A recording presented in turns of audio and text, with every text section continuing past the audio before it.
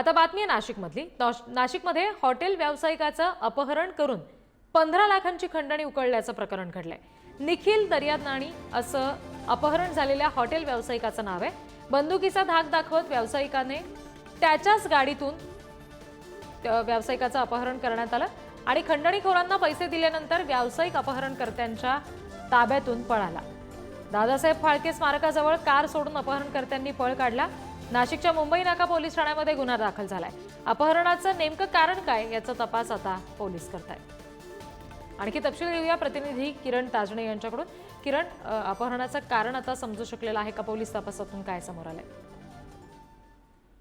खरं तर 1 कोटी रुपयांच्या खंडणीसाठीचं हे अपहरण केल्याचं बोललं जात आहे आणि यामध्ये ज्याचं अपहरण केलेलं होतं त्यांनी स्वतःच त्यांच्या तावडीतून सुटका करून घेतलेली आहे। 15 लाख रुपयांची खंडणी त्यामध्ये त्यानं दिल्याचं नमूद केलेलं आहे।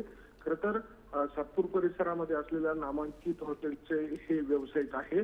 निखिल दर्यानाणी असं त्यांचं नाव आहे आणि त्यांच्यासोबतच हा संपूर्ण प्रकार घडलेला आहे। बंदुकीचा धाक दाखवून त्यांचं अपहरण त्यांच्याच गाडीमध्ये करण्यात आलेलं होतं। नाशिकच्या काटेगल्ली सिग्नल परिसरातील ही संपूर्ण घटना आहे। थेट याचा जो पाठलाग आहे तो इगतपुरीपर्यंत करण्यात आला। इगतपुरीनंतर थेट पुन्हा अंबड पोलीस ठाण्याच्या हद्दीपर्यंत करण्यात आला। असा हा संपूर्ण अपहरणाचा थरार रंगल्याचं जे तक्रारदार आहे त्यांनी म्हटलेलं आहे आणि त्या सगळ्या पार्श्वभूमीवर मुंबई नाका पोलीस ठाण्यामध्ये गुन्हा दाखल करण्यात आलेला आहे। आता अधिकचा तपास जो आहे तो मुंबई नाका पोलिसांकडून केला जातो।